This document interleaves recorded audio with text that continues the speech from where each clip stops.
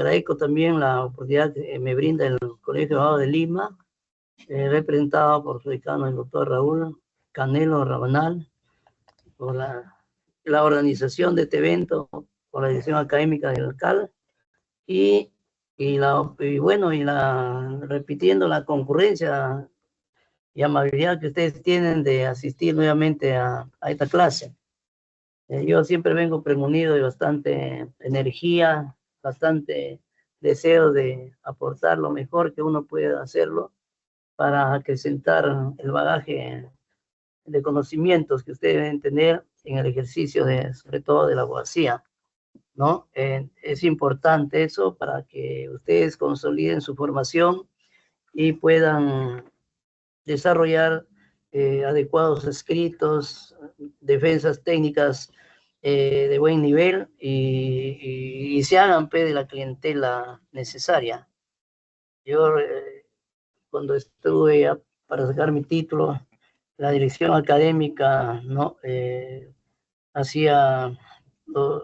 Mientras hacía los sorteos para entrar a dar el examen, decía, pero lo mínimo que uno va a tener de satisfacción siendo abogado es tener, aunque sea su pequeño automóvil, su coche, ¿no? Para trasladarse. Entonces, esta carrera no es ingrata en la medida que ustedes sean perseverantes. Si ustedes son perseverantes, definitivamente va a coronar el éxito a ustedes, ¿no? Entonces, es importante tener esa convicción y actuar con mucha energía positiva, mucho optimismo, saber que sus causas van a salir adelante siempre y cuando ustedes hagan las defensas más apropiadas. Y para eso se necesita la capacitación en las distintas ramas del derecho, en este caso en el procesal penal. Claro, entonces hablando ya en sí de la figura del juez en el proceso penal, debo decirles que la figura del juez tiene que ser una actividad protagónica, hiperactiva, de mucha innovación. El juez diariamente debe gerenciar su despacho, ¿no? Y ese tema se llama despacho judicial, pero para eso también debe estar permitido de valores que le conduzcan pues a impartir justicia con la imparcialidad que corresponde, con la independencia del caso y también la autonomía en el ejercicio de esta función jurisdiccional, que son tres aspectos fundamentales, ¿no? Para desarrollar adecuadamente la función de juez. El juez debe actuar premunido también de un código de valores, valores que se aprenden no solamente a diario, sino en la vida cotidiana y que tienen su base fundamentalmente en la casa, ¿no? Uno viene de la casa con una formación fuerte, ¿no? Que también uno aprendió en la escuela, en los cursos de educación cívica, cursos de lenguaje, cursos de ciencias sociales, y que se ve reforzado en el colegio, ¿no? Cuando uno llevaba los cursos también de cívica, de psicología, de economía, en todo, las ciencias sociales dan base para la formación de cualquier profesional, y en este caso de un juez, la lógica, ¿no? La dialéctica, cursos que forman en sí al profesional también en valores, la introducción al derecho, introducción a las ciencias jurídicas. Entonces, si esto es así, yo creo que un juez con valores, con independencia y autonomía en el ejercicio, va a tener, diría, satisfacción de que las causas que lleva a cabo, las investigaciones, los juicios orales, van a estar basadas en una actuación que garantice una recta administración de justicia, ¿no? El juez no debe torcer la justicia por nada. El juez debe ser independiente, no estar sujeto a que alguien le dice hazlo así, o desde arriba, o desde abajo, o desde los costados, entrar en una presión, ¿no? Tampoco estar en la presión mediática de los medios de comunicación.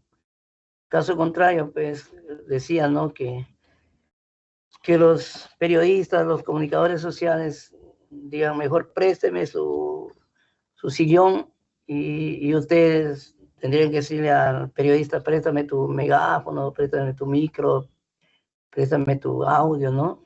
El juez tiene que ser totalmente autónomo. Bueno, quien me conoce, a mí muchos me han dicho que hay que eso no evitar, ¿no? Que alguien presione, pero me dicen también que soy muy conocido por la rectitud, y eso me hace que yo ya esté a 1 año, 11 meses para dejar este cargo, y nunca he estado involucrado en situaciones de dificultad, de poner en riesgo mi profesión, mi nombramiento, porque yo soy juez nombrado. Y al atravesar distintas especialidades, distintas salas, ¿no? Sala civil, transitoria, reos libres, la sala permanente de reos en cárcel, sala de apelaciones con el nuevo Código Procesal Penal, sala civil y sala laboral finalmente, hasta nuevamente volver a mi juzgado mixto, que ahora lo han convertido en juzgado de familia. Por eso yo puedo abordar temas de cualquier naturaleza, porque tengo esa formación de que inicié desde que fui incluso juez suplente, que le llamaban antes, 11 meses en Baños Linca, 38 meses en el tercer juzgado civil de la Corte Superior de Justicia de Cajamarca, 14 meses en un juzgado mixto de un módulo básico de justicia Santa Polonia, y bueno, 6 años, 8 meses, no, 4 años, 8 meses, 6 días en un juzgado mixto de la provincia de San Miguel, con una formación fuerte en penal. En provincia, básicamente, los juzgados mixtos tienen el 90% de la carga penal. Entonces, hemos visto homicidios calificados, delitos contra la libertad sexual, estafas, lesiones leves, graves, tentativa de homicidios, violaciones sexuales, violación análogo sexual, procesos de usurpación, y homicidios bastante, homicidios calificados. Entonces decía que esa formación penal me ha servido mucho en la formación ya en la actividad de juez de sala penal permanente, y también transitoria, reos libres, reos en cárcel, reos libres. Bueno, antes, menos mal, hemos estado permanentemente en el penal. Ahora con la virtualidad todo es por estas redes, la cuestión electrónica. Pero a veces es mejor directamente, ¿no? Lamentablemente ahora ya no es así. Uno directamente aprende más, ¿no? Y permite hacer mejores argumentaciones. Y fui acompañado en mi formación también de bastante curso, conferencias, exposiciones, ponencias y diplomados o cursos en la Academia de la Magistratura de la sede de Lambayeque, en la Universidad Pedro Ruiz Gallo, que dicen la Pedro, ¿no? Entonces, ya acá simplemente he volcado a la práctica todo lo aprendido en provincias. A veces es bueno foguearse también desde abajo en provincias, porque ahí uno aprende mucho, hay de todo, como un médico serumista que va y aprende de todo, desde coser una herida, hacer una saturación, una necropsia. Acá también, ¿no? Nosotros hacemos una cirugía procesal. Eso es importante, ¿no? En una oportunidad yo vine acá a Lima, y cuando ya estuve acá en un mixto de Condevilla, me dijeron que un ex miembro del Tribunal de Garantías Constitucionales, que se llamaba así el Tribunal Constitucional actual, que tenía un tema de nulidad civil, que pasó del primero al tercer juzgado mixto que yo estuve a cargo, ¿no? Y que se convirtió en familia. Y me dijo, Bueno, la jueza que pasó el expediente, porque iniciamos con nueva carga el tercer juzgado mixto de Condevilla, que quedaba en Sao Paulo 2469, y la nulidad no lo querían resolver, lo estaban dilatando, el expediente iba engordándose. Y cuando yo resolví, me dijo que yo era un cirujano procesal.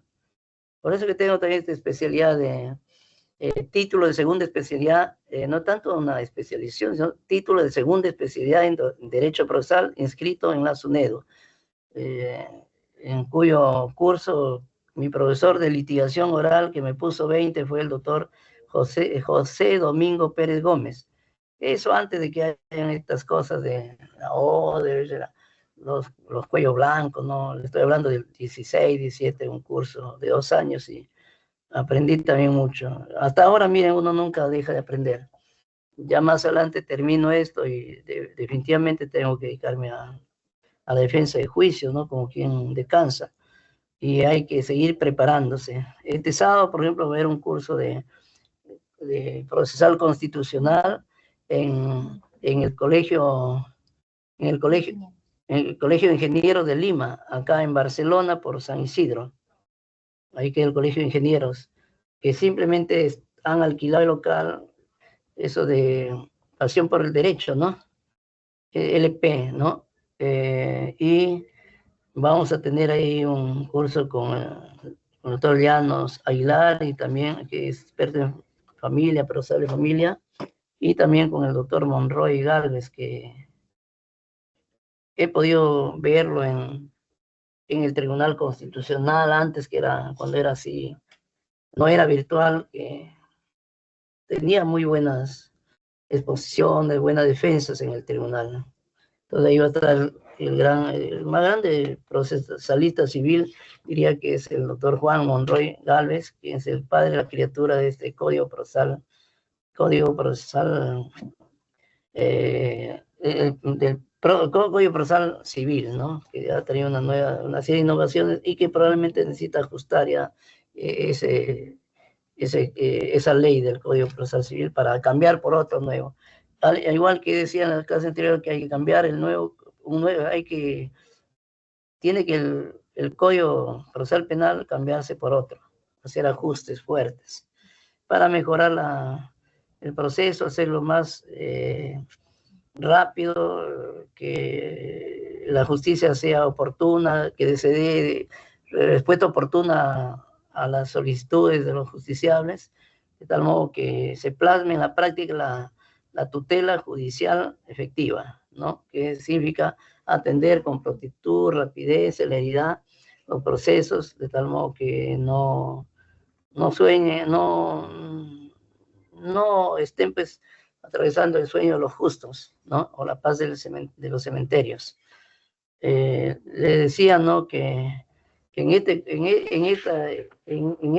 concepto, en estos valores, en esta forma de actuar, la justicia, el juez siente también satisfacción del deber cumplido, ¿no? El juez tiene que actuar como una balanza, ¿no?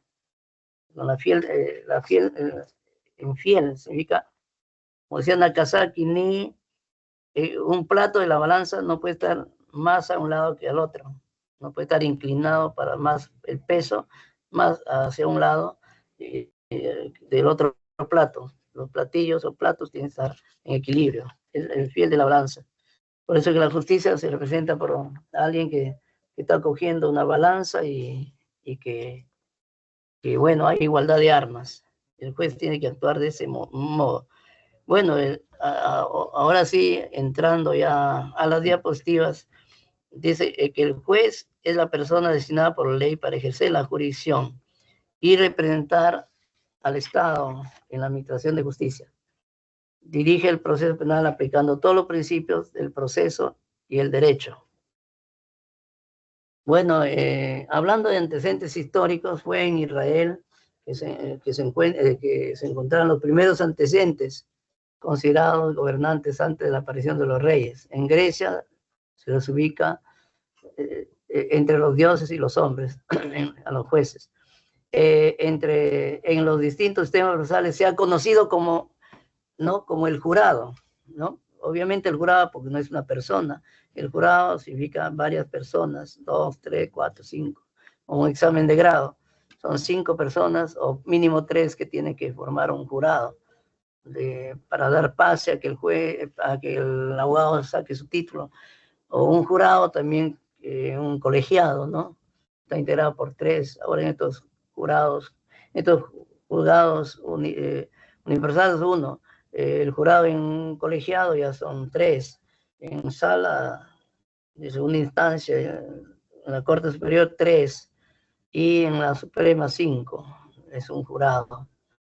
Bueno, antes pues la figura era del juez inquisidor, no, que no era garantista como lo es ahora el Código Procesal Penal, y se hablaba del juez instructor, que ahora se llama juez penal, pero yo decía pues con este pensamiento del garantismo, los procesos ya se están haciendo extremadamente complejos y largos, ¿no? Un homicidio calificado antes no era tan complejo como ahora se hace el proceso, porque para todo es audiencia, audiencia, audiencia, audiencia, y requerimiento del fiscal, pedido del fiscal al juez, y el juez es el que dispone lo que hay que hacer, pero el fiscal es el que solicita y propone, y finalmente se debate y se saca la resolución que corresponde, pero luego de audiencia. Antes no era así.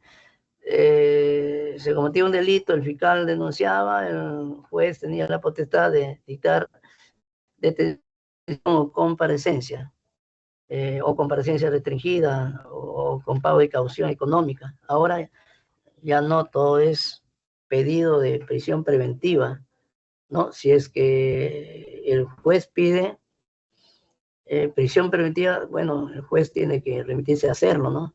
Y ver por cuántos meses la prisión preventiva, según el caso simple, complejo, ¿no? Y si no lo pide, simplemente hay que dictar comparecencia nomás y sigue el caso en libertad, sobre todo en los casos de delitos sencillos, simples o de bagatela. Pero los casos complejos sí necesariamente van por todas las etapas, ¿no? Eh, la investigación preliminar, la investigación preparatoria, etapa intermedia, el control de la corrupción y el juicio oral, el juzgamiento propiamente dicho, y eventualmente lo de la sentencia, los casos van en casación en base a lo que dice el código mismo, la norma, ¿no? Basados en qué causales de casación.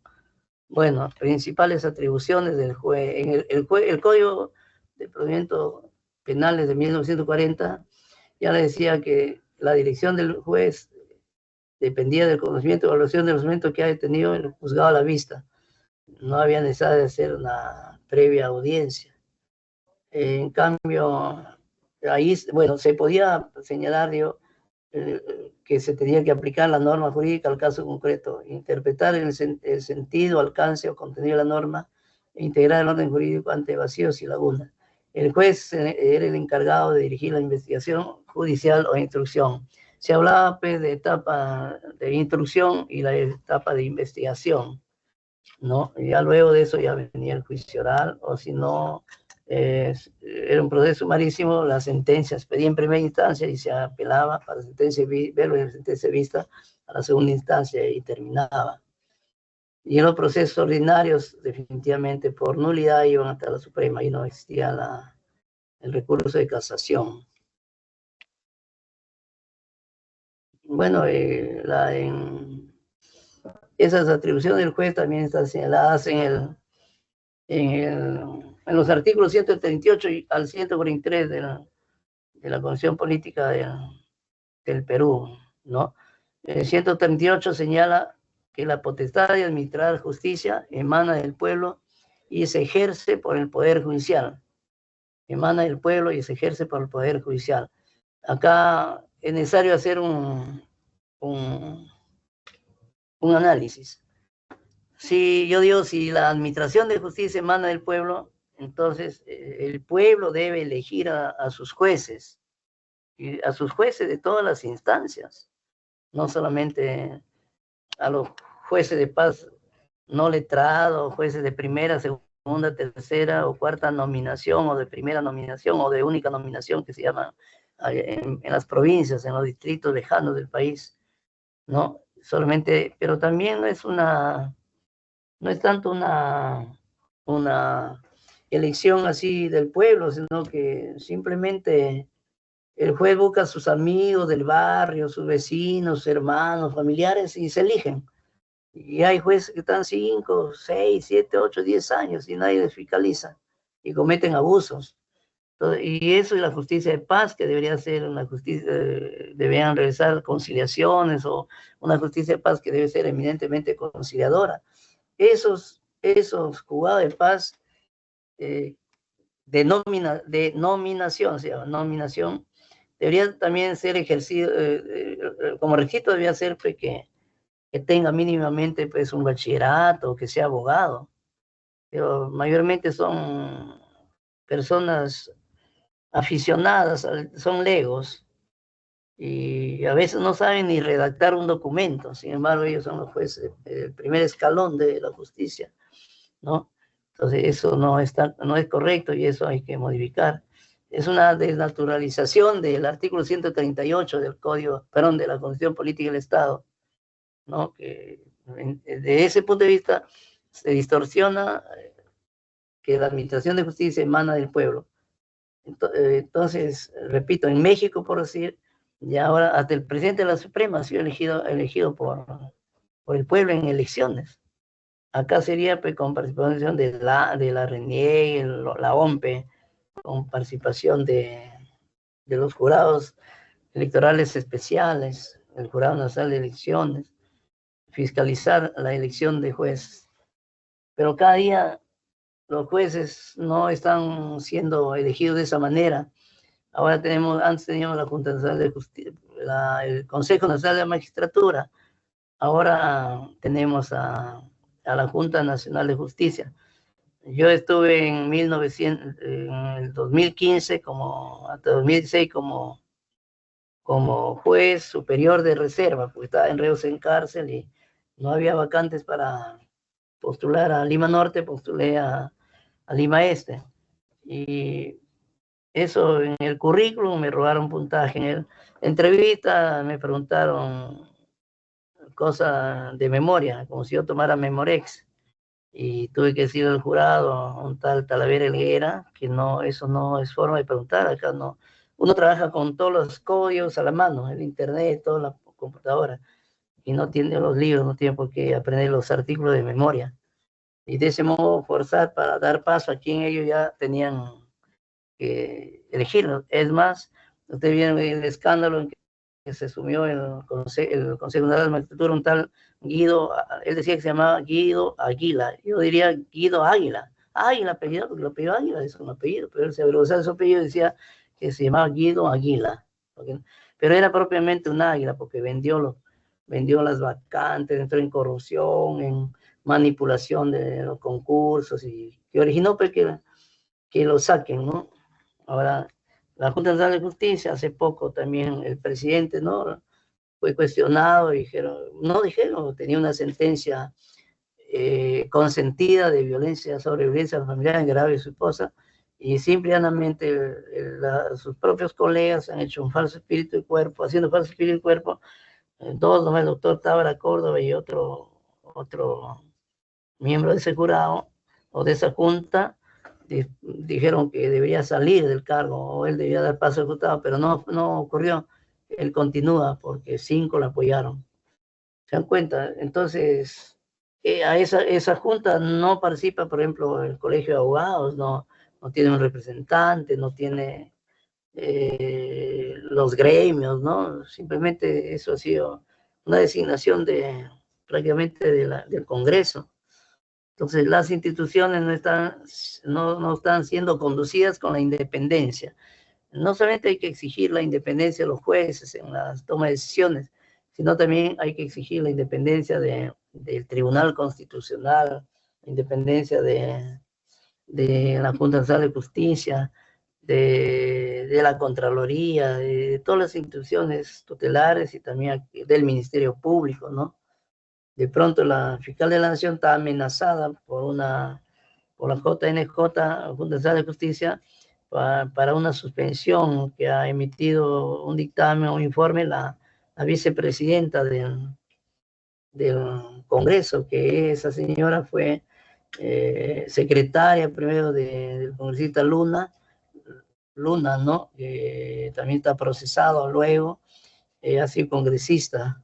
Entonces las instituciones ya están jugando más a lo político que a los objetivos para lo cual deben funcionar. Entonces, si esos señores dirigen el nombramiento de jueces, fiscales, ¿qué podemos encontrar, decir más adelante de eso que van a ser nombrados como jueces o fiscales, sean independientes? Si ya hay, diría, sesgo político en la elección de los miembros, no solamente de la Junta, sino también sería de los concursos, ¿no? Manipulados. Entonces, actualmente hay una provisionalidad de más del 75% en el país, o sea que no hay jueces titulares. Entonces, cuando no hay jueces titulares, ¿de qué seguridad jurídica podemos estar hablando? Están funcionando jueces que están actuando con miedo. ¿Continúo o no continúo en el cargo? ¿Qué será de mí el próximo año? ¿Me ratificarán o no?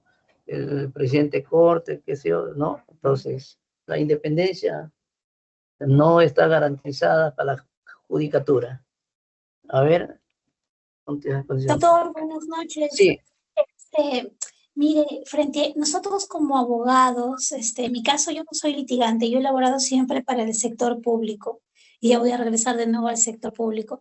Me costó mucho conseguir trabajo porque simplemente me sacaron por cuestiones también políticas, por traer a gente, topos, mejor dicho, gente que se preste para estas cosas. Pero se supone que nosotros estamos formados desde la universidad. A ver, venimos con nuestros principios y valores de casa, ¿no es cierto? Queremos estudiar derecho y hemos estudiado derecho porque queremos que se imparta realmente justicia y que ésta sea de manera oportuna, porque si no es de manera oportuna, ya no es justicia, se vuelve una injusticia.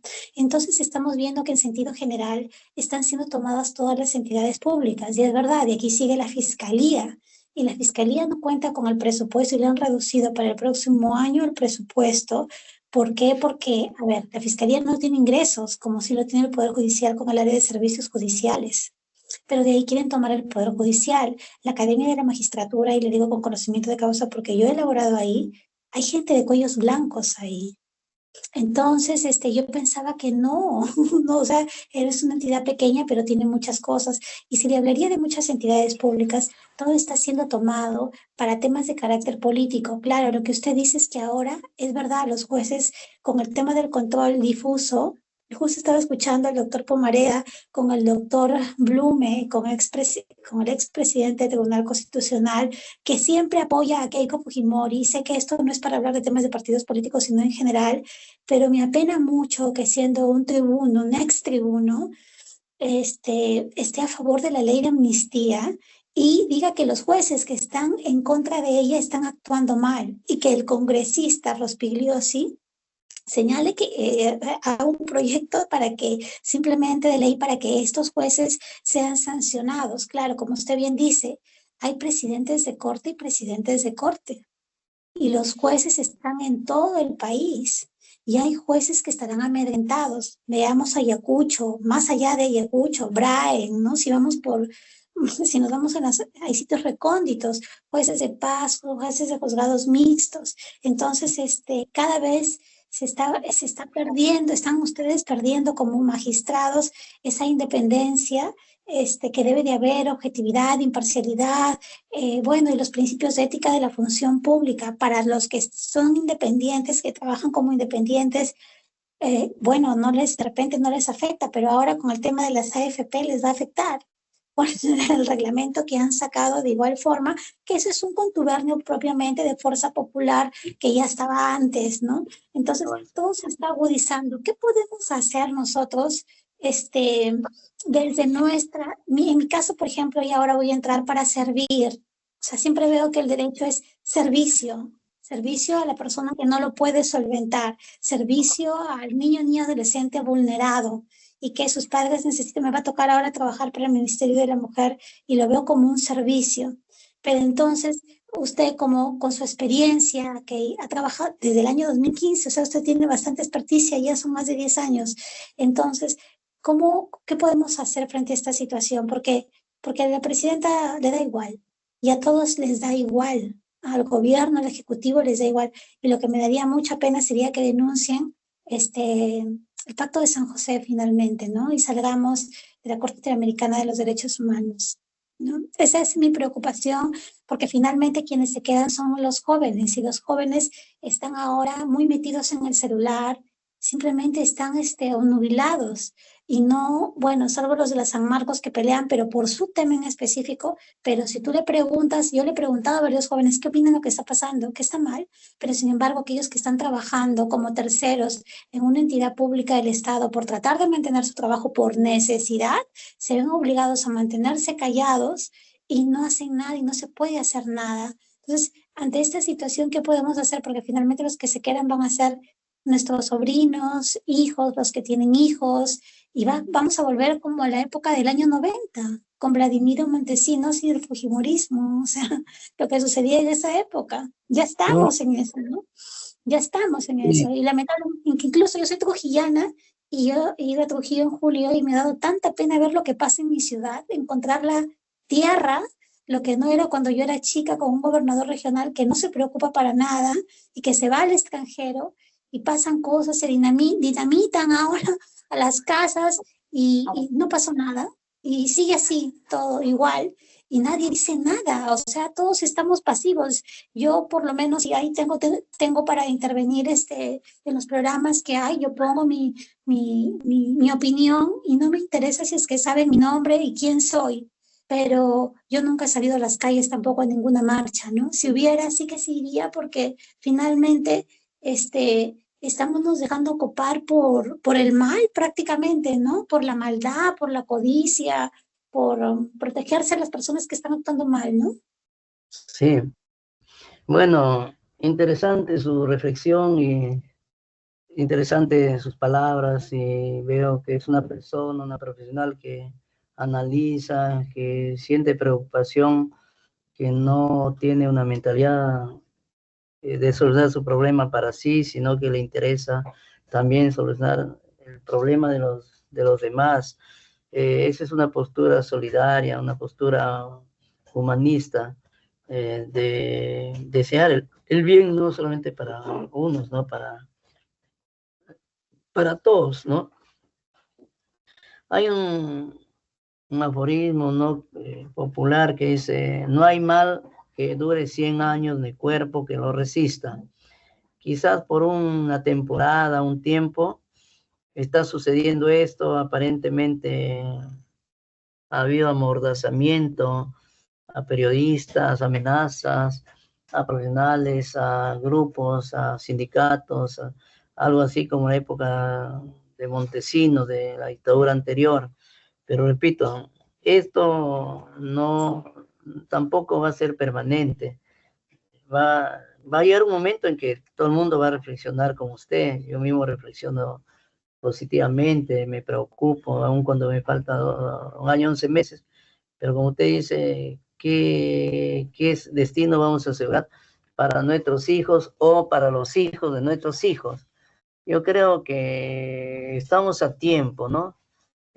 Quizás el grueso del pueblo actúa por las personas, los padres de familia, actúan por solucionar de esa manera, se callan, no es que no reflexionan, sino que a veces por cierto temor a lo que sucedió en Puno, ¿no? Que el ejército, la policía, los grupos de inteligencia, bueno, fueron y avasallaron y hasta cometieron atrocidades.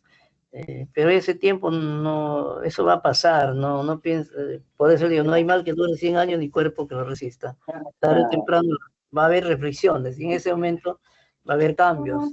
Y un gran cambio que puede, escúchame, un gran cambio que, escucha, un gran cambio que puede darse es cuando los jueces, repito, entrando al tema, actúen con independencia, que no les tiemble la mano, que no sean miedosos.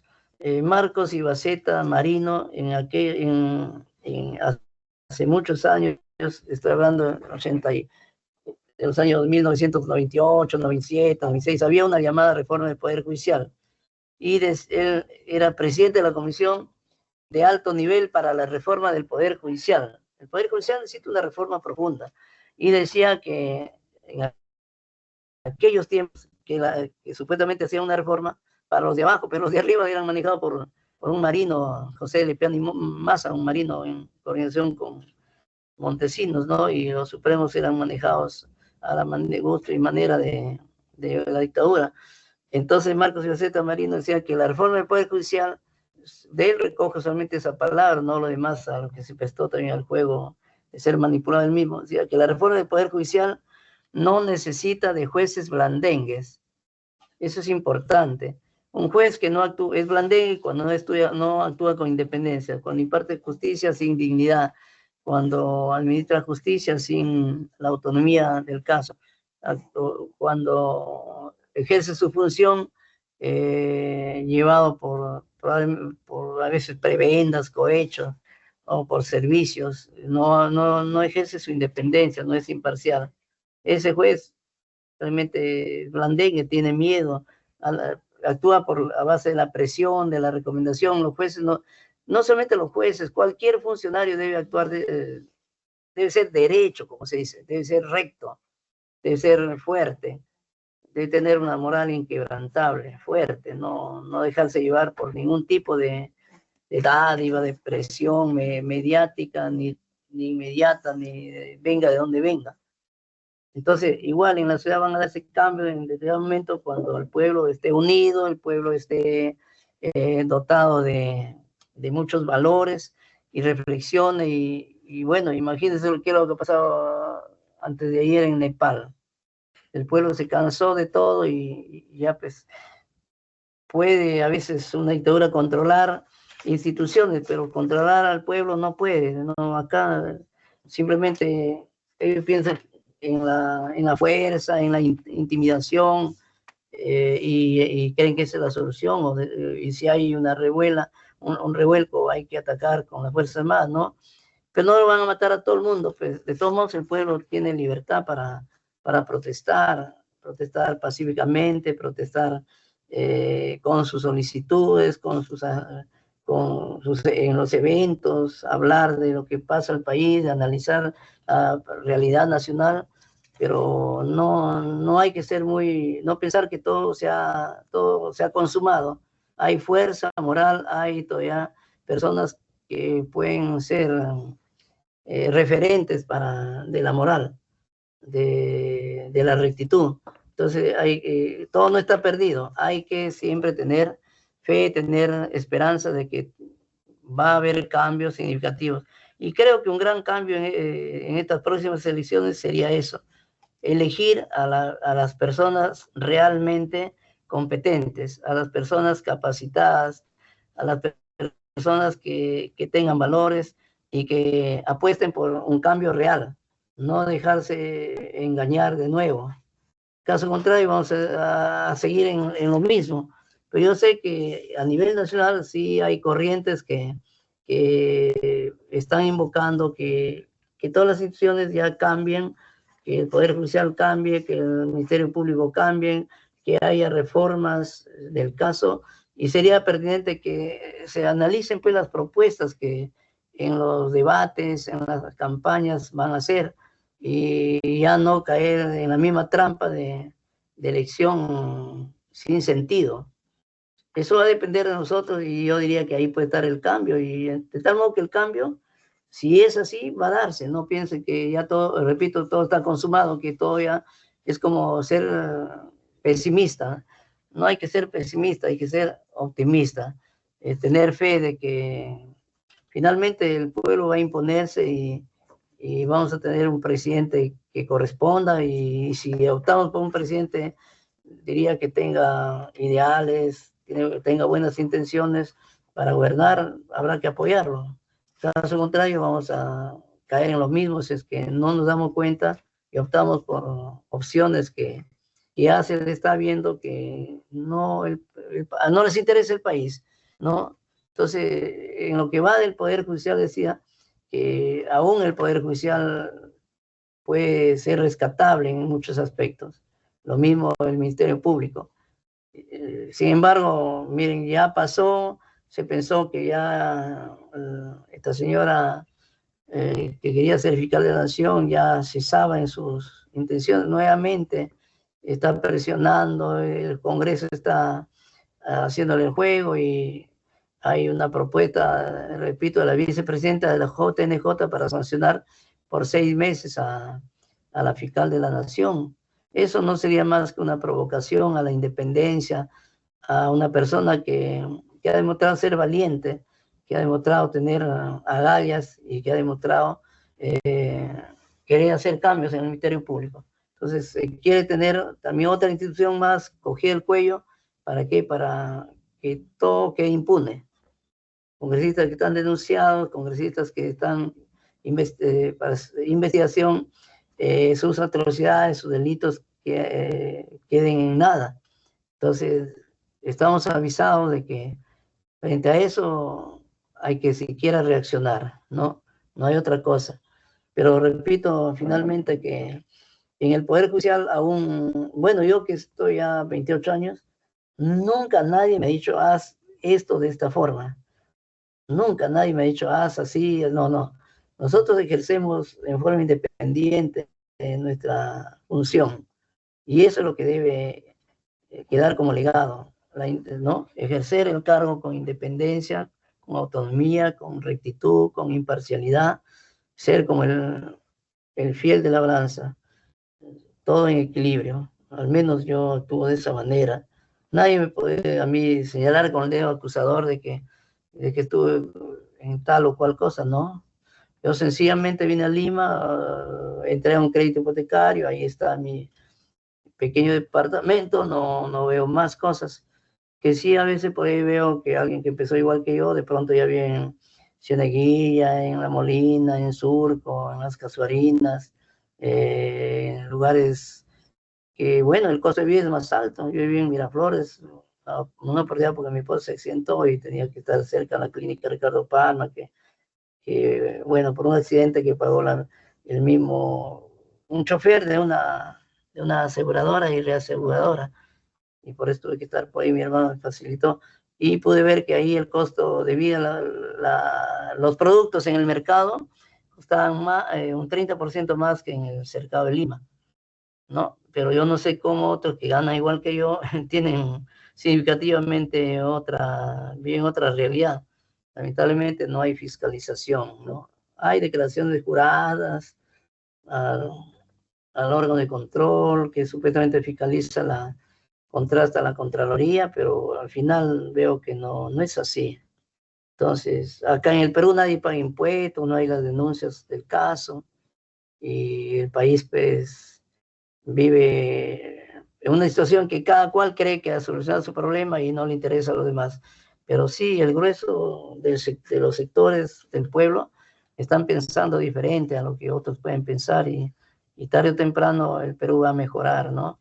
Pero depende de nosotros si elegimos autoridades o fiscalizamos a las instituciones también, ¿no? Que sean diferentes, y que el nuevo legislativo anule, si es posible, tanta ley nefasta, y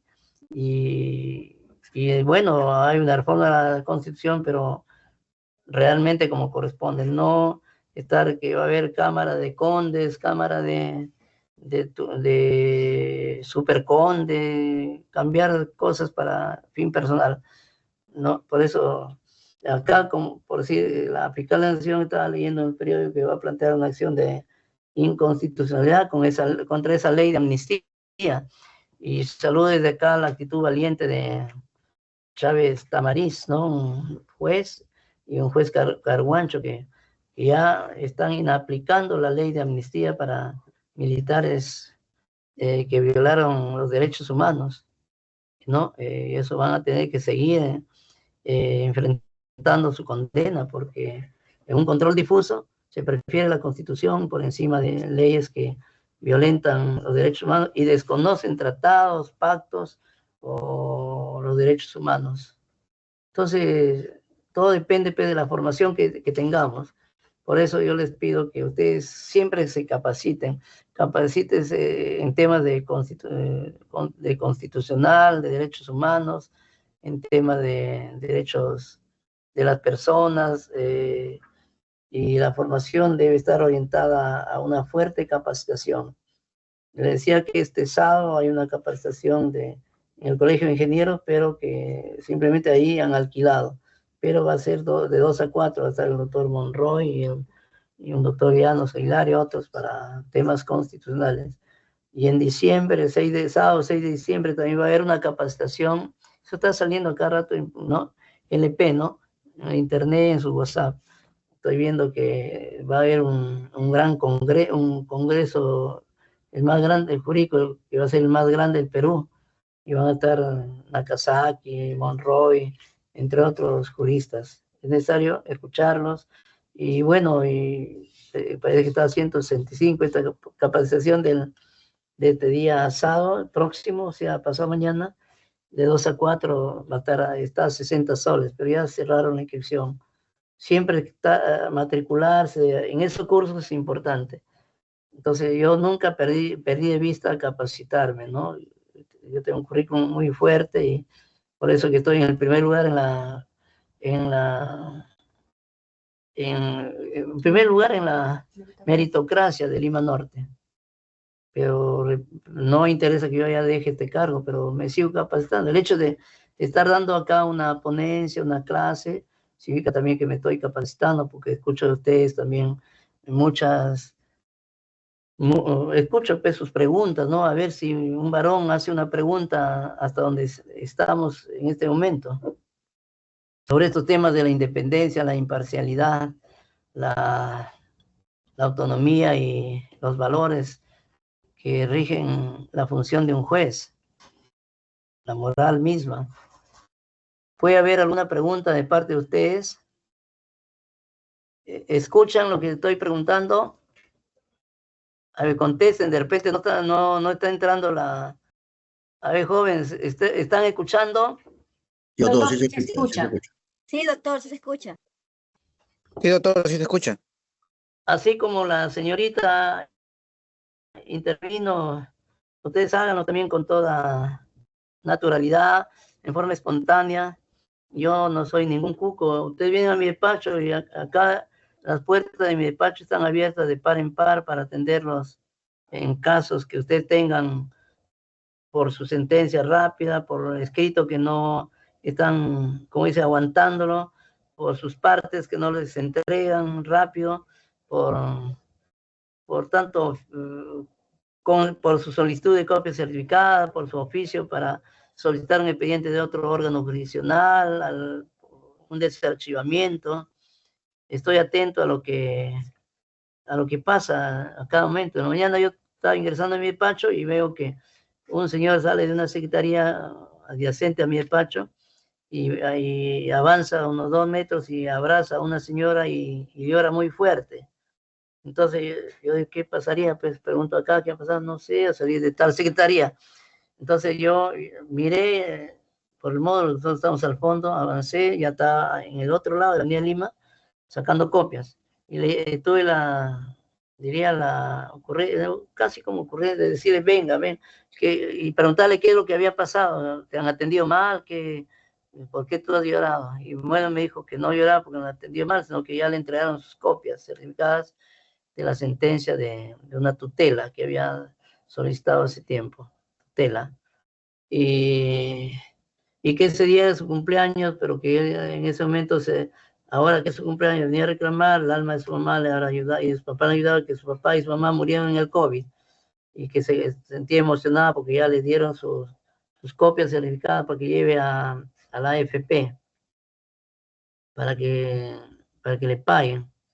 Y bueno, y él tenía 3 hermanitos que quedaron huérfanos pequeños, Y el día de hoy era su cumpleaños y él se sintió mucha emoción.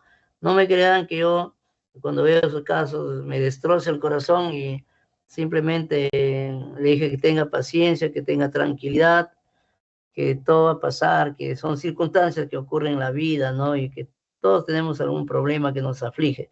Pero siempre hay que actuar con tranquilidad, con serenidad, Dios te va a ayudar y ponte tranquilo, le dije, joven.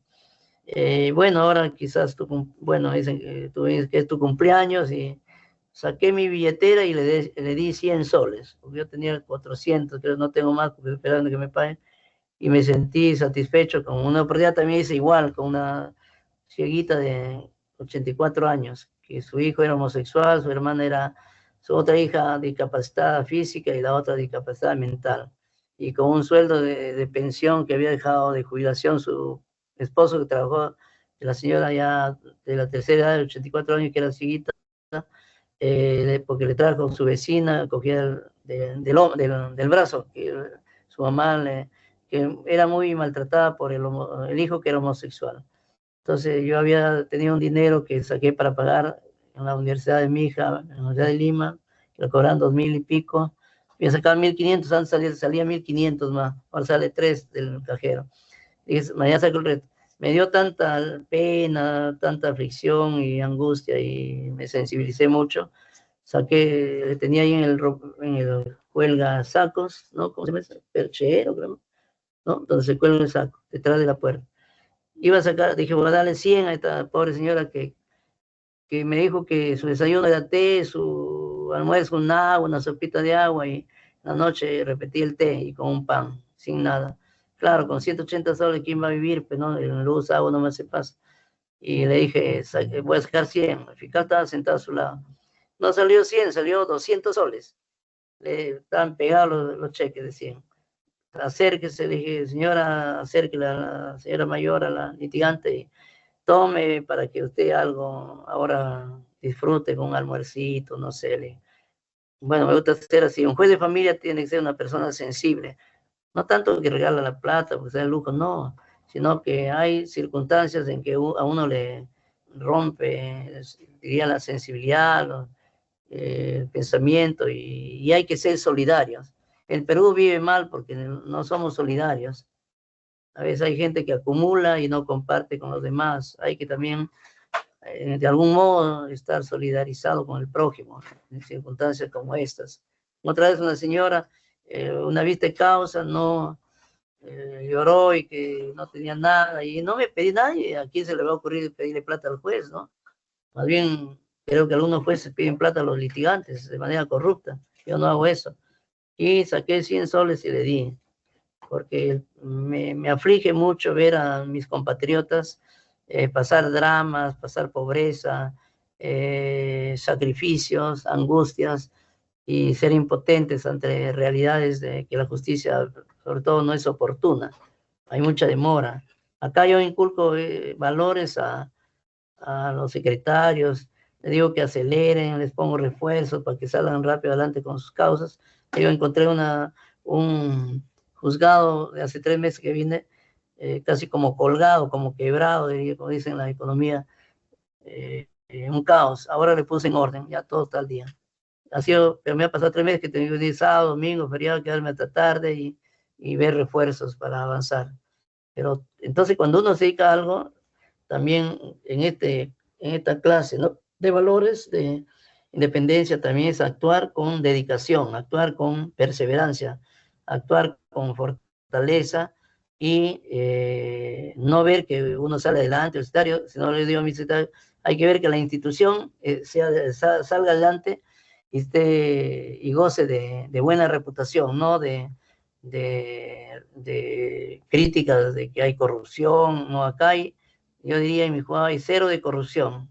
Acá no se practica, acá se practica, eso también, ser independiente, ser autónomo, actuar con valores, administrar o impartir la justicia con mucha sensibilidad ante el prójimo. Y porque la justicia que se alarga, que no es rápida, no es una justicia. O sea, dilatar mucho, ya una justicia tardía ya no es justicia, todo el mundo lo sabe. Estos aspectos tienen que manejarse cuando uno imparte justicia, ¿no?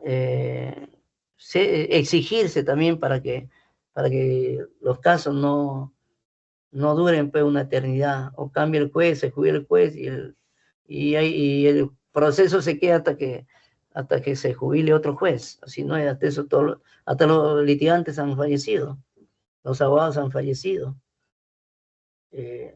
¿Alguna pregunta sobre estos aspectos? A ver, háganlo con mucha confianza, sin inmutarse, hablen con naturalidad, les pido. Es cuando están en una audiencia, en un informe oral, tienen que hablar sin temor alguno, porque a veces los magistrados también les van a hacer preguntas y ustedes tienen que estar preparados acerca de lo que están exponiendo. No ir a leer, en un informe oral no vayan a leer, tienen que estudiar con tiempo, tener su resumen, sus esquemas y exponer de manera sintética en los tiempos 5, 6, 7 minutos que les dan para los informes orales. Según el caso, no todo en civil, laboral, familia sí, en penal sí hay más tiempos, pero de todos modos hay que ser siempre precisos, analíticos y sintéticos. Doctor, buenas noches. Sí, adelante. ¿Cuál es su nombre? Sí, doctor. Sebastián Muñoz. Sí, adelante, doctor. Sí, doctor, yo tengo una apreciación y me gustaría de repente saber cuál es su criterio, su postura. Yo considero que, por ejemplo, haciendo una relación entre el principio de imparcialidad y, por ejemplo, esta facultad que se le da a los jueces, que son las máximas de experiencia al momento de emitir una sentencia, yo considero que de repente esta ambigüedad o falta de precisión específica de cómo aplicar las máximas de experiencia puede ser utilizado para poder considerar cierta suspicacia cuando es utilizado esto para emitir un fallo, ¿no?, en la sentencia. Le comento un caso que yo tuve que pues era un tema de usurpación, ya estábamos en alegato de clausura, y el fiscal hace referencia, pues, ¿no?, a la tesis que yo tenía, pues, ¿no?, que aparentemente, pues, o había sucedido de esta manera, en el aspecto de usurpación, mis patrocinados no lo habían cometido porque habían recibido la oportunidad por parte de la persona denunciante de ingresar a su terreno a realizar los sembríos en aspecto de trabajadores. Ahora, ¿qué dijo la Fiscalía respecto de ello? Que se puede entender por máximas de la experiencia que ningún propietario va a permitir que otras personas ingresen a su terreno a usurparlo. Eso era la posición de la Fiscalía ante mi tesis de defensa. Y el juez, y al momento que me tocó a mí los alegatos de clausura, hice una pequeña breve exposición al respecto de las máximas de experiencia que, a mi parecer, si vas a utilizar este fundamento, tiene que haber un criterio lógico y razonado y argumentado de dónde viene esta experiencia que el magistrado utilizaría. En ese momento es en el cual el magistrado me calla y me dice de que no puedo yo hablar de máxima de experiencia porque él ya va a saber cómo va a decidir ese aspecto, que él conoce la ley. Obviamente la circunstancia fue impugnada y estamos en procedimiento, pero ese es de repente criterio que yo tengo, doctor, que a veces optar por el aspecto de máxima experiencia y que no sea muy detallado puede crear cierta suspicacia de una afectación a la imparcialidad por parte del magistrado, ¿no? Claro. Bueno, definitivamente ahí el juez está actuando con un criterio, una idea escolástica, ¿no? Antiguo, ¿no? El juez boca de la ley, ¿no? El juez no solamente construye pues un argumento a base de una interpretación literal, teleológica de la norma. Tiene que ser una construcción de los argumentos, no solamente con las premisas del caso, ¿no? Premisa mayor, premisa menor, sino que tiene que ir acompañado de la dogmática, de la legislación hasta, si es posible, comparada, de cómo a la luz de los hechos es aplicable tal o cual norma o tal o cual principio. Ya no es una sentencia, pues, que lo hacía hasta un lego, ¿no? Yo recuerdo cuando practicaba en una escribanía civil en la Zángaro 1060 y practiqué con un señor Pacha Sotelo, que era de acá de Chincha, de Ica, los Pachas. Y ellos, los escribanos, eran legos, no eran profesionales. Eran secretarios y que les gustaba diría, pues, por hobby, por afición, los códigos, ¿no? Y no veían más allá de sus, en su cerebro, no veían más allá de hacer unas sentencias muy simplistas. Ahora ya no se exige eso. Definitivamente hay sanción para los jueces que no hacen argumentación debida a sus sentencias, ¿no? Ante la OMA, ahora la Autoridad de Control, Autoridad Autónoma de Control del Poder Judicial, del Ministerio Público, exigen motivación a las sentencias, a las resoluciones y también, bueno, los del Ministerio Público, a la Autoridad de Control del Ministerio Público, a los dictámenes. De tal modo que ese juez en principio no puede callarlo al magistrado, justo yo, perdón, al Ministerio de la Defensa, al abogado. Por eso yo le decía en la clase pasada que jamás debe permitirse que un juez o un fiscal sin causa, sin argumento alguno, quiera tapar realmente la boca. Mejor que coja un hilo de coser expedientes, una aguja de coser expedientes y un pabilo y coja de la cabeza y lo cosa los dientes, perdón, los labios al abogado. Esa es una actitud temeraria de ese señor juez, no sé quién será, ¿no? A veces vale conocer el nombre, así como yo digo, yo soy Adolfo Gustavo Replata Conías y hay que actuar así, y critico sin pelos en la lengua, porque nadie me puede sancionar por criticar una resolución, un dictamen o dar una opinión desde mi punto de vista de aspectos que también me pueden afligir y que me van a también. Todos queremos el bienestar de nuestra patria, todos queremos el desarrollo de nuestra patria, todos podemos criticar actitudes negativas que hacen leyes para blindar a delincuentes o a ellos mismos. Nadie puede sancionar por eso.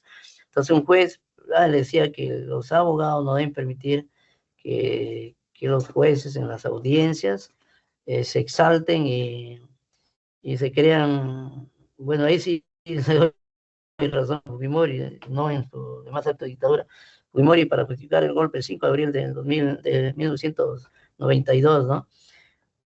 Dijo que los vocales supremos se creían vacas sagradas. Hay todavía algunos fiscales, jueces, o de cualquier nivel que creen considerarse vacas sagradas, y eso no debe ser. Para eso es el colegio de abogados, para interponer las quejas o las denuncias correspondientes, a veces hasta por abuso de autoridad. Todos hay que respetarnos, el diálogo tiene que ser horizontal. Y no porque a mí alguien me queje, y yo voy a reaccionar por decir negativamente contra ese juez o contra ese litigante. Es no actuar con profesionalismo. Hay que actuar con profesionalismo. Yo le doy la razón y no... Simplemente yo como abogado hubiese quejado a ese juez. ¿Qué voy a hacer? Está queriendo constreñir la defensa y crear estados de indefensión, no respetar los argumentos o alegatos de la otra parte. Que lo considere, no lo considere, tendrá que motivar por qué no lo hace. Pero es bueno hasta primero decir, ya usted se calla, usted ya no dice eso, definitivamente no está dentro de la ética, ya está actuando, no está actuando con imparcialidad ese juez, no está actuando con imparcialidad.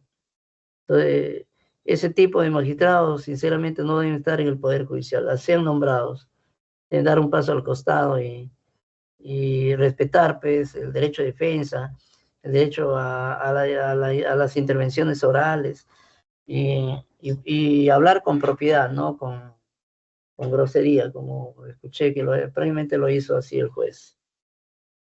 Bueno, ahorita tenemos un descanso de 15 minutos. ¿no? Un refrigerio. A las 7:20.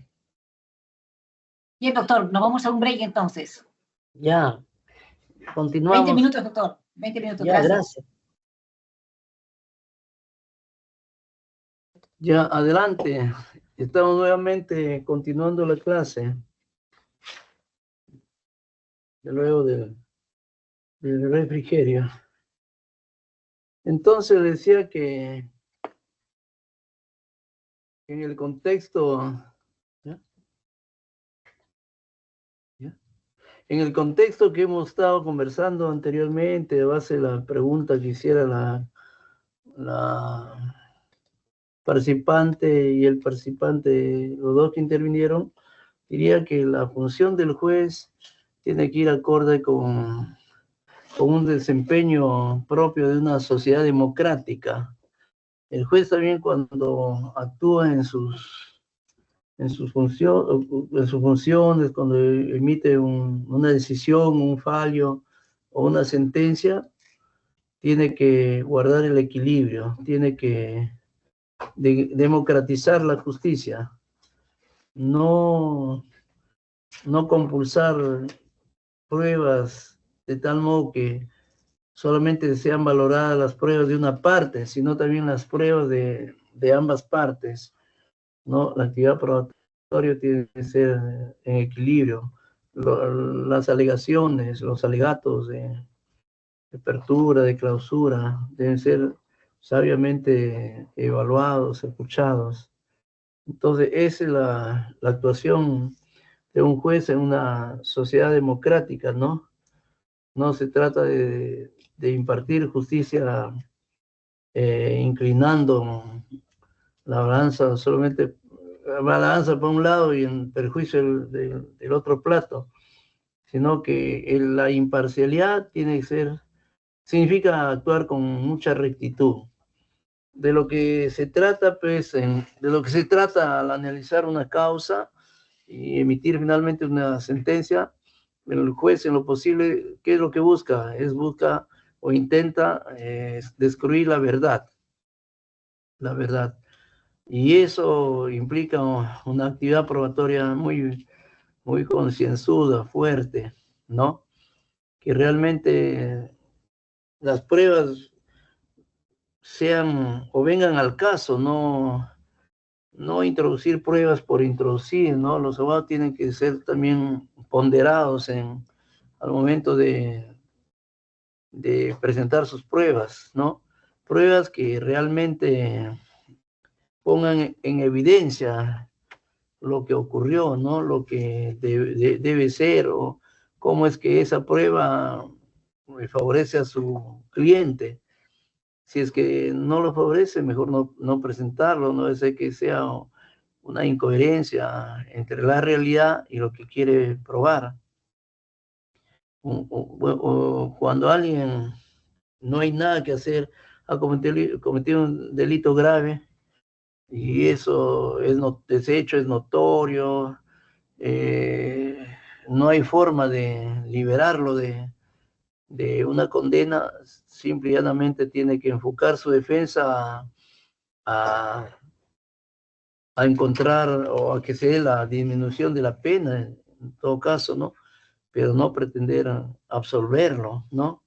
Si el hecho ocurrió así fehacientemente, ¿cómo no puede haber otra forma que luchar porque se le disminuya la condena? Eso es fundamental, ¿no? A veces tampoco no ilusionar al cliente, ¿no? Cuando la suerte ciertamente puede estar echada en contra de quien cometió un hecho grave o incurrió en la comisión de un presunto delito. Bueno, decía pues que en esencia el juez ejerce una función muy delicada y aún más cuando la sociedad le exige que se dé o concurra una justicia acorde con una sociedad democrática, ¿no? Claro, en que lo diferencia de una dictadura. En una dictadura, pues, se imponen las sanciones, las condenas, ¿no? En la época de hace tiempo, el Perú vivió el terrorismo, una guerra interna.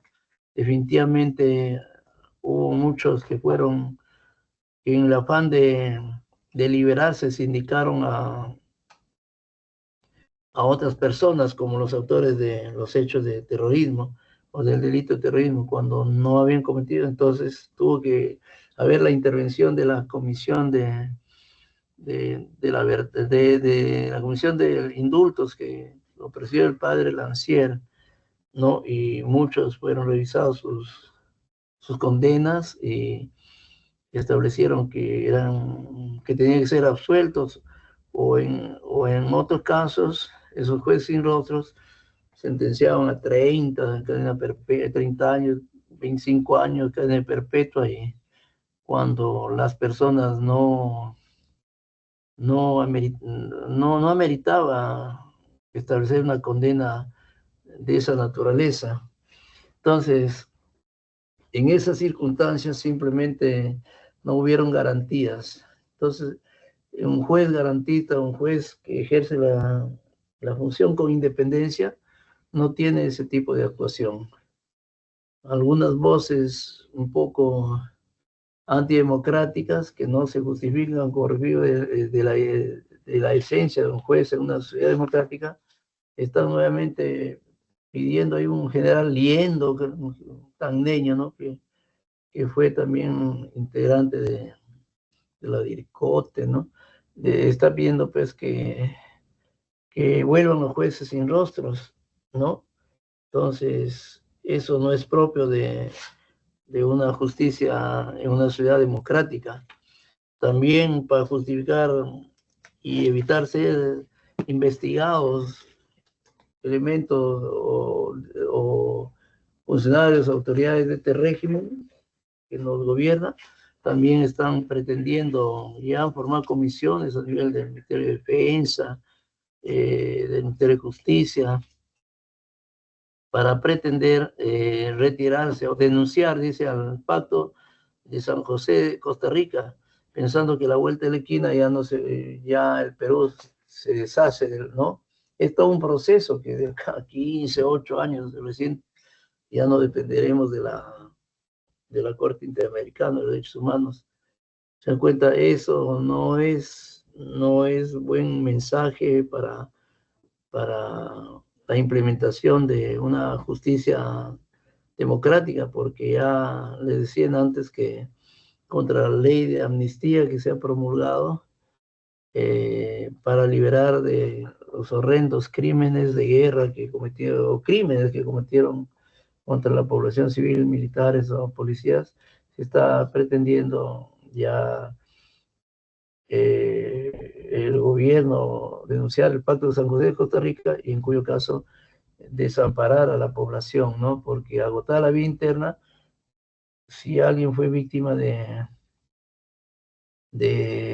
una injusticia, se fomentó la impunidad. Entonces, si nos aislamos del Pacto de San José de Costa Rica, ¿a quién vamos a acudir? Ya no, si agotemos la vía interna, ya, si ya no dependemos de la Corte, definitivamente reinará pues la esencia de jueces propios no de una sociedad democrática, sino de una sociedad que vive en dictadura. Por eso, menos mal que, repito, ya hay jueces que no están aplicando esa ley por considerarla inconstitucional. Y le decía que la actual fiscal de la Nación, que está siendo amenazada por 6 meses de suspensión por un informe, un dictamen de la vicepresidenta de la JNJ, de la Junta Nacional de Justicia, también se apresta a preparar un proyecto para una acción de inconstitucionalidad, contra esa ley de amnistía que quiere dejar impune los graves delitos de lesa humanidad cometidos durante la dictadura del presidente Fujimori.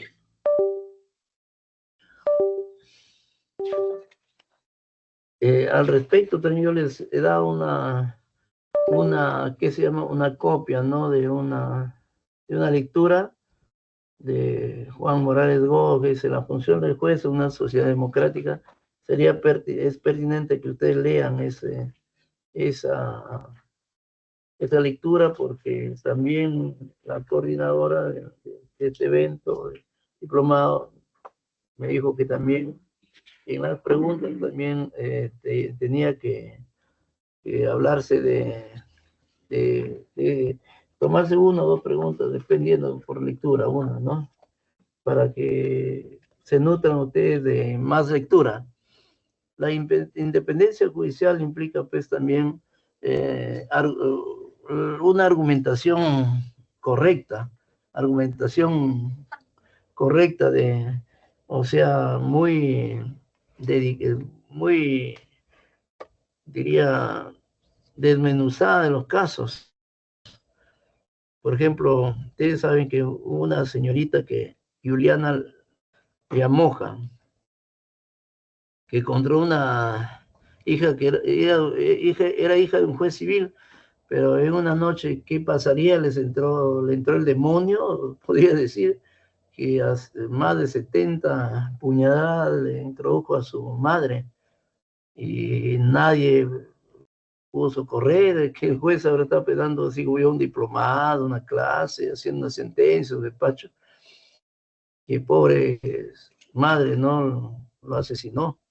El Tribunal Constitucional, ante el Tribunal Constitucional se tramitó un habeas corpus y se estableció que la sentencia debía de ser declarada nula. Y desde ahí hablamos pues de las clases de por qué una sentencia es nula, o cómo es qué tipo de argumentación se da, ¿no? Y esa es la famosa sentencia del caso de Juliana Llamoja, ¿no? Bueno, y de 20 años que había impuesto el máximo el Tribunal Supremo pues, de Justicia, la Corte Suprema de la República, la especial penal, la sala penal, tuvo que bajar, bueno, otros jueces ya bajaron la sentencia a 12 años nomás. Incluso la chica estudiaba Derecho, ¿no? Alguna universidad privada, y ahora terminaba de ser abogada. Pero fue un caso muy sonado, muy preocupante. ¿A quién se le ocurre hacer eso? Pero lo hizo esta señorita Juliana. Y entonces, la mala argumentación jurídica conduce también a que una sentencia, por más que sea del máximo tribunal de justicia, sea declarada nula, ¿no? Se dan cuenta, las acciones de garantía, amparo, habeas corpus, acciones de inconstitucionalidad, como es la que se va a plantear, para plantear la Fiscalía de la Nación, contra la ley de la amnistía. No, el periodo, encamina hacia eso, ¿no? Dejar sin efecto los alcances de la inconstitucional esa ley, porque fomenta la impunidad de los delitos de lesa humanidad, ¿no? Entonces, por eso va a ser esa demanda de inconstitucionalidad de la ley, porque el Ejecutivo lo ha promulgado pues, sin mayor basamento. Se dan cuenta la importancia de las acciones de garantía, ¿no? Hasta el Congreso no argumenta debidamente las leyes, no da leyes que son aceptables para una sociedad democrática, ¿no? Como hay una dictadura, no les interesa expedir o dar cualquier ley en el Congreso. Pero ya le decía que jueces como Carguancho, Jorge Chávez Tamaris, ya están declarando inaplicable la ley de amnistía.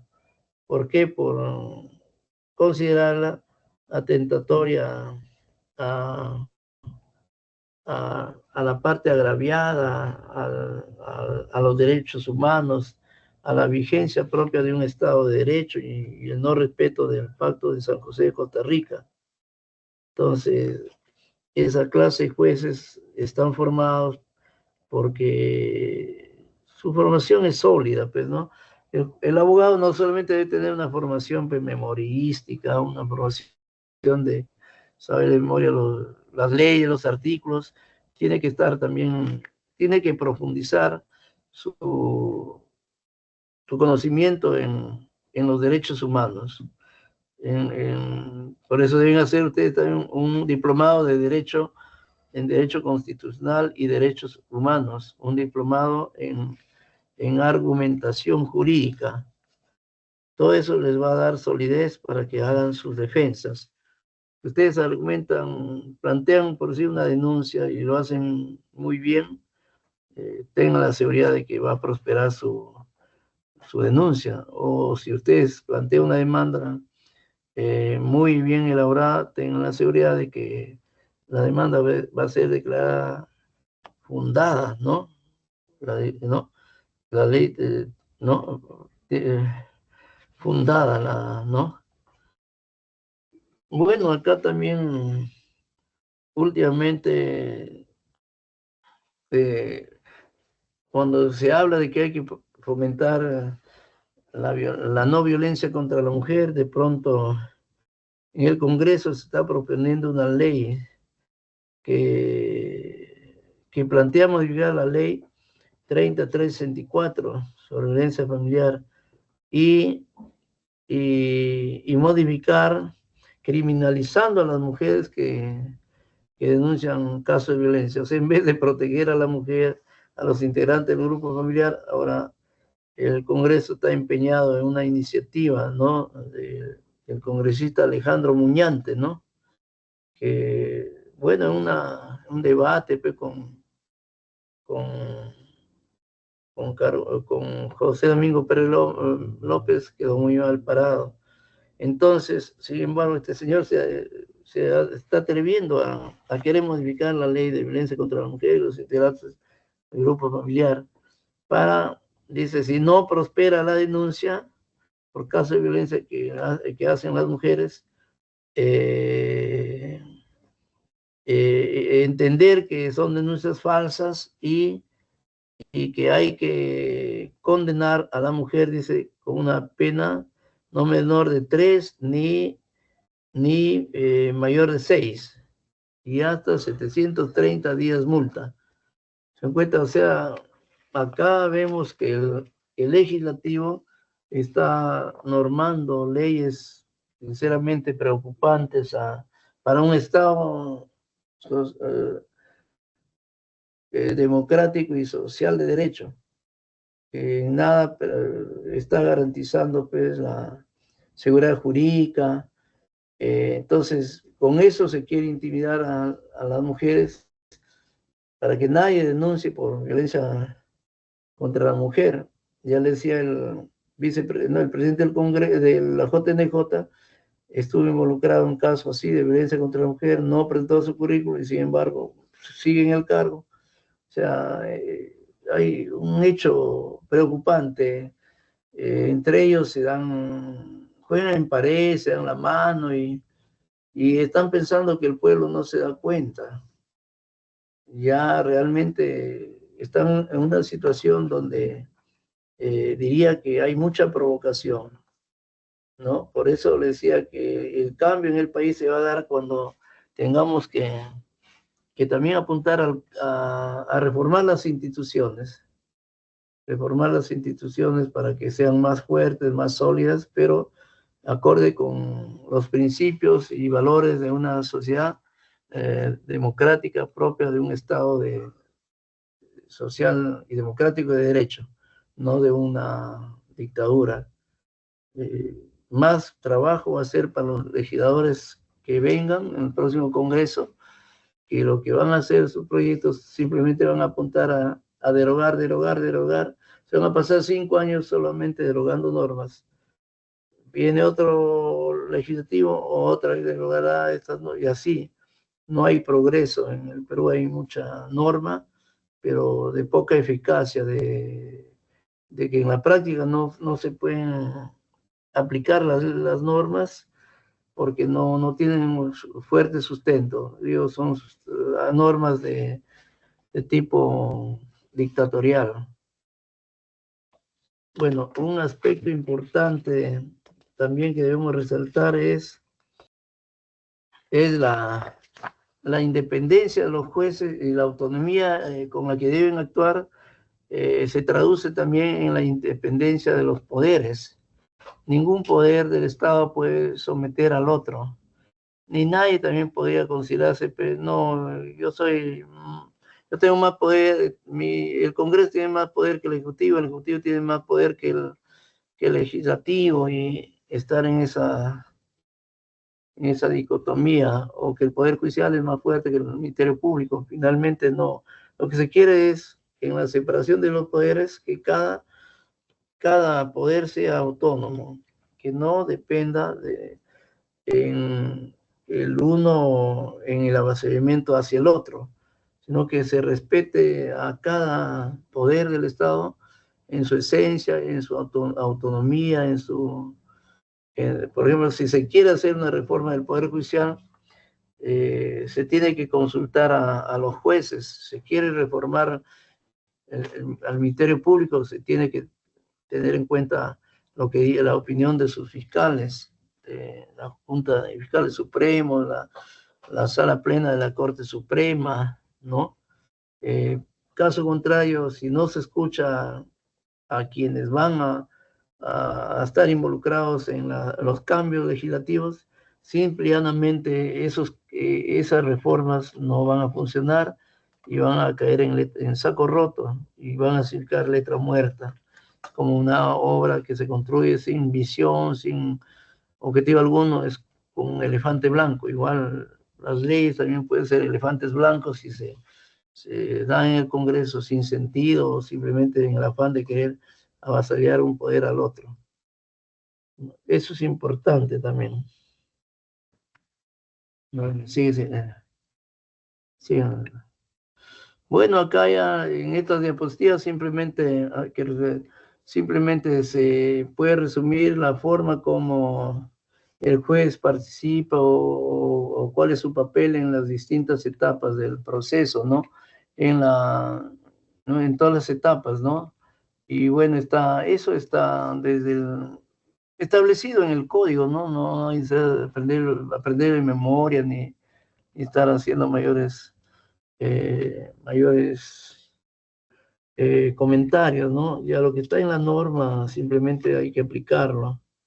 Los principios, el decurso del proceso, en todas sus etapas, ¿no? La investigación preparatoria, la etapa intermedia, la etapa del juzgamiento, ¿no?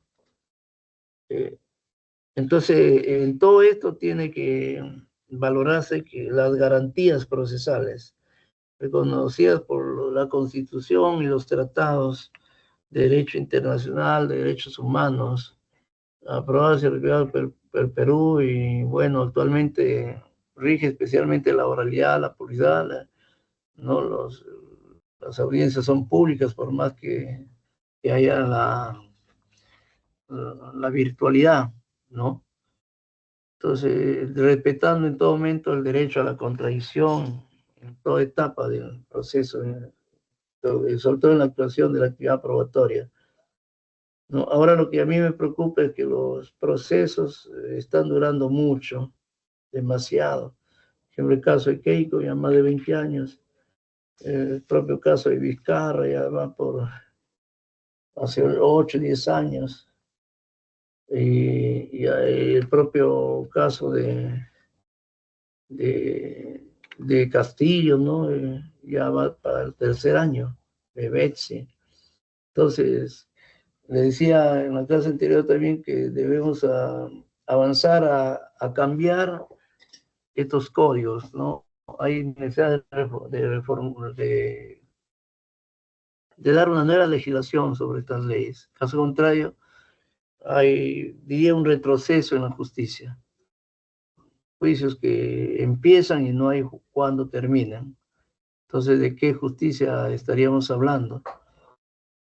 Cambian jueces, mucha provisionalidad tanto en el Ministerio Público como en el Poder Judicial. Le decía que casi un 70% de jueces son provisionales, que significa que actúan a veces por el miedo. Yo les cuento un caso concreto que real. Yo estaba en sala penal permanente en el 2014 en la Corte de Lima Norte. De pronto, para allá, luego que abordamos el juicio oral, hay que dictar la sentencia, absolviendo o condenando.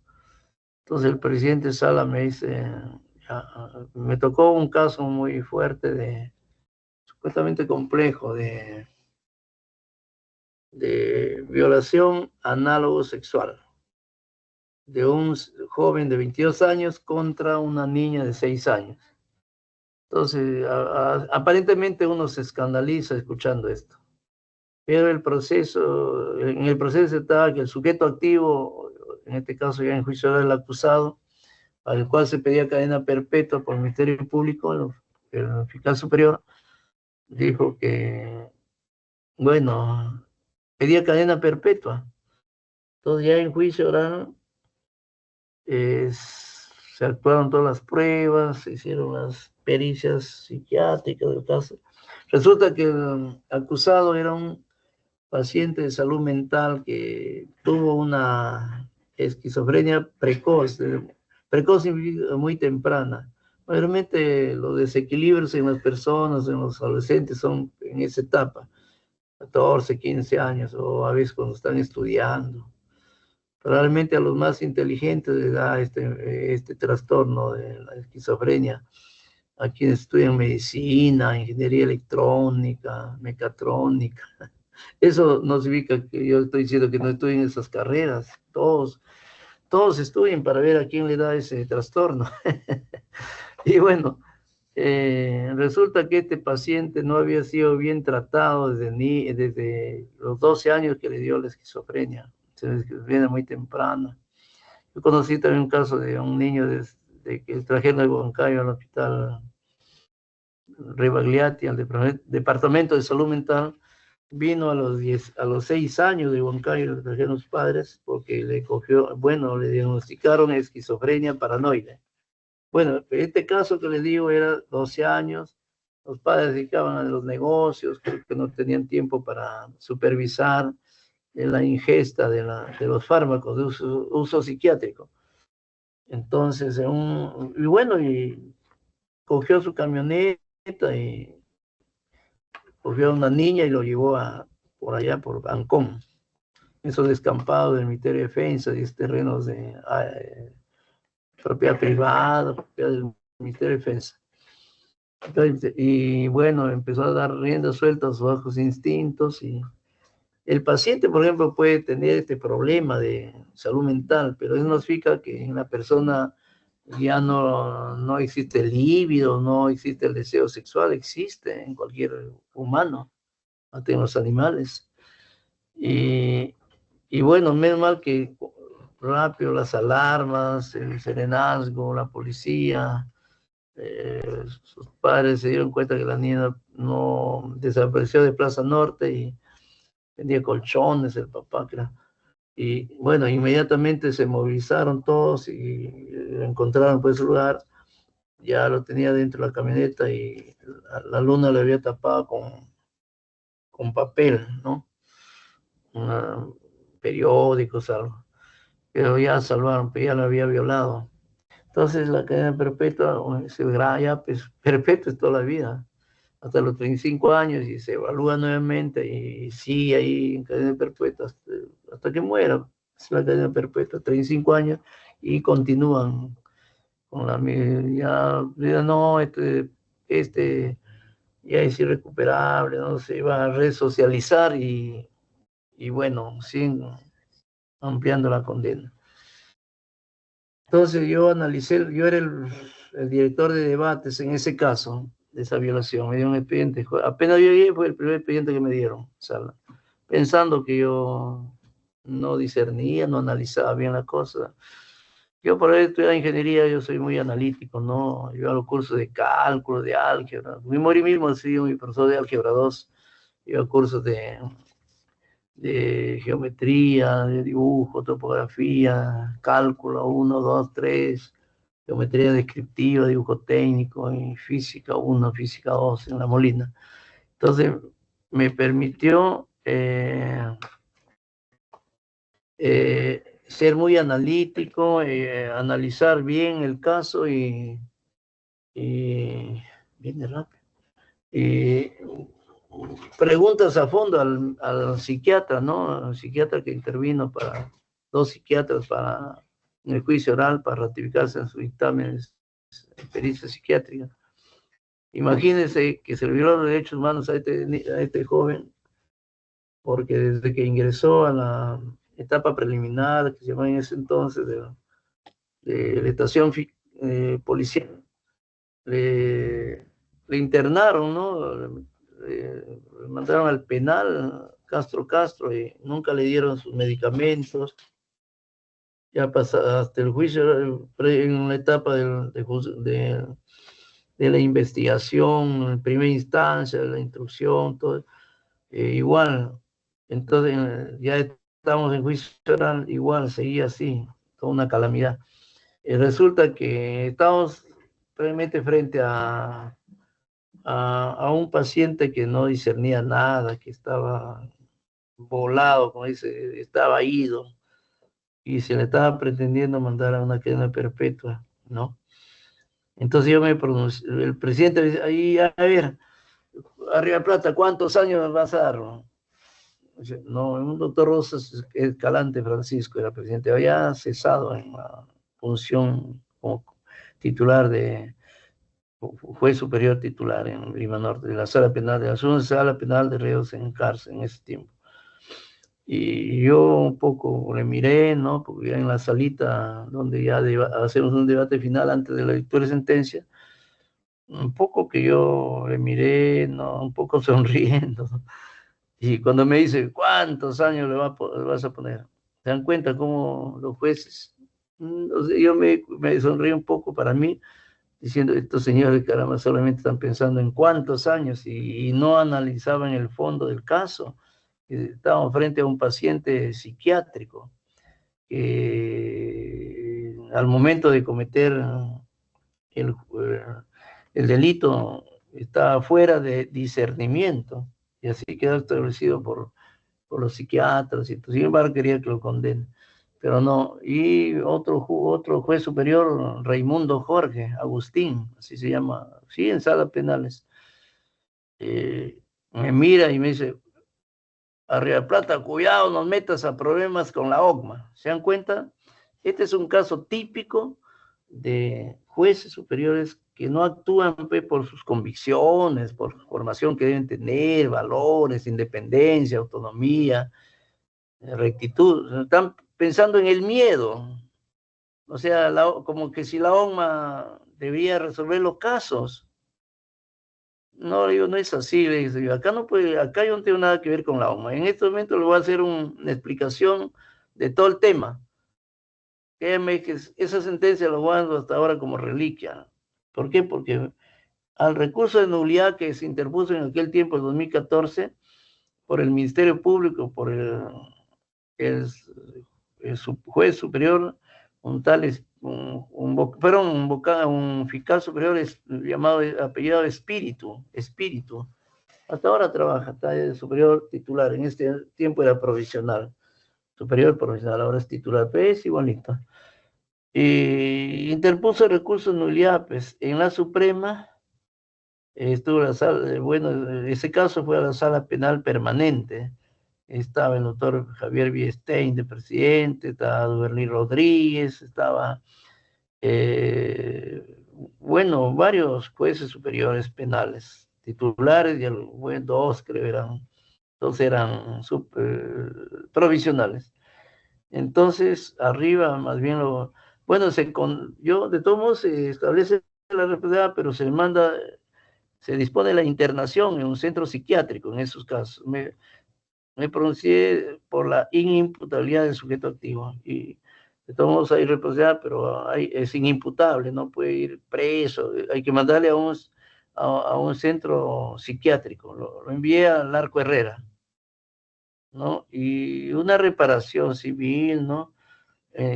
Bueno, ellos dijeron que querían 25 años, ya, arriba lo bajaron a 10 inclusive, porque un paciente psiquiátrico que es debidamente medicado, ¿no? En 15, 20 días está aparentemente sano, pero si un paciente psiquiátrico nunca toma su medicación, ¿cuánto delito va a cometer? Pero no significa que hay que meterlo a la cárcel, hay que darle pues, sus pastillas, sus fármacos para que se estabilicen. Entonces se bajó a 10 años, pero me confirmaron en esencia la inimputabilidad.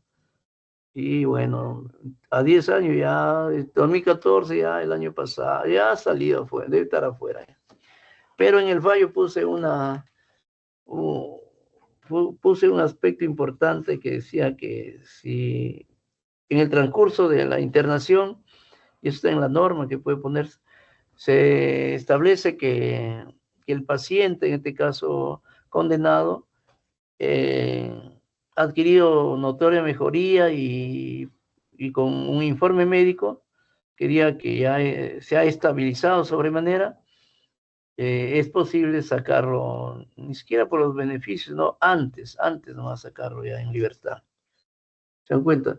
Esa sentencia, les digo, para mí es una reliquia, mitad de redacción es los alegatos, las pruebas, los planteamientos de cada parte, toda la historia de la primera instancia, el juicio oral, qué dijeron ¿no? Este señor toda su vida ha sido un paciente psiquiátrico, primero estuvo en el Ermitaño, luego acá por Collique, en el Hospital Collique, pasó a Hideo Noguchi, y la familia lo descuidó demasiado, pues era un paciente muy crónico ya, refractario. Entonces, de algún modo se dan cuenta, así se hace justicia, no a rajatabla, cadena perpetua, fusilen, no quémenlo vivo, no es así. Hay que tener un juez tiene que ser muy ponderado, tiene que tener ecuanimidad, no actuar de esa manera, cometiendo injusticia con personas o pacientes que probablemente están a veces fuera de sí. ¿Se dan cuenta? Y no estar con ideas, con prejuicios de que la ONMA, que la Junta Nacional de Justicia, o también que actualmente el órgano de control autónomo del Poder Judicial o Ministerio Público me va a sancionar. Por eso, si es así, mejor que la ONMA venga a sentenciar y nosotros vayamos a ser operadores o auxiliares de la ONMA. Entonces, los mismos jueces confunden sus roles. El juez debe tener bien establecido cuáles son sus roles, qué función desempeña, qué deberes, qué obligaciones tiene y qué derechos también para no ser víctimas de abusos, a veces por hacer justicia. Entonces, en esencia, eso es lo que tenemos que sostener o defender cuando uno sea juez, por decir en estos casos, no fuertes, supuestamente complejos. Esa sentencia, les digo, mitad es toda la cuestión penal, procesal, y mitad es psiquiatría. Menos mal que yo domino ese tema.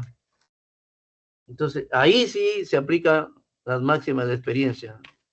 Yo he visto a pacientes de salud mental que se les trata debidamente, se estabilizan y hasta pueden estudiar, pueden trabajar o pueden mejorar significativamente. Entonces, ahí sí se aplica. A la experiencia que he tenido en este caso, lo aplico para otro, porque eso es así. Por eso que un abogado tiene que tener una cultura muy amplia.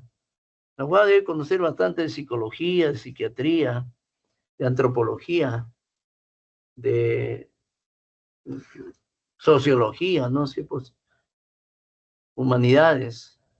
Solamente así se estaría garantizando una recta administración de justicia y no una justicia torcida o de miedo, en este caso que les contaba, la OCMA, que era antes. Yo nunca he tenido miedo a nadie. Pues tiene que, en tanto y en cuanto esté actuando con criterio de conciencia, esté actuando con discernimiento total sobre el caso, pondera debidamente las pruebas y todo lo demás, no tiene por qué tener miedo a nadie, ¿no? Eso es la función que uno debe desarrollar con rectitud y sin temor a nada ni a nadie. Ahora sí, pasamos a algunas preguntas. Respecto que he hablado con un ejemplo que es real y que se fue hasta la Suprema, un caso grave. Yo tampoco le tuve miedo a la prensa estaba dando vueltas por ahí con sus micrófonos, sus pantallas, la televisión, no. Juez independiente actúa así, sin temor a nadie, con rectitud, y eso es hacer justicia. Por favor, a ver, alguna pregunta. En alguna oportunidad sí, se sintieron muy motivados, hicieron preguntas.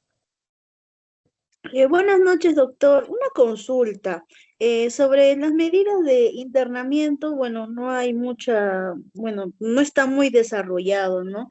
Y bueno, me Sí. causa curiosidad al momento en el que, bueno, nos dijo que respecto a cuántos años se debería, en todo caso, ponérsele, ¿no? Porque, bueno, si bien es cierto, Fiscalía entiendo que pidió la cadena perpetua, ¿no? Pero luego se declaró que el señor era inimputable. Entonces, mi pregunta, doctor, es ¿cómo se hace en todo caso la determinación para los años en esta medida de seguridad? Si es que eso nos podría explicar. Gracias. También tiene que tenerse en cuenta que en primer, bueno, igualito los principios para la determinación de la prueba, de la pena, condena o la pena, también si el sujeto es primario, en este caso psiquiátrico, el diagnóstico que tiene, ¿no?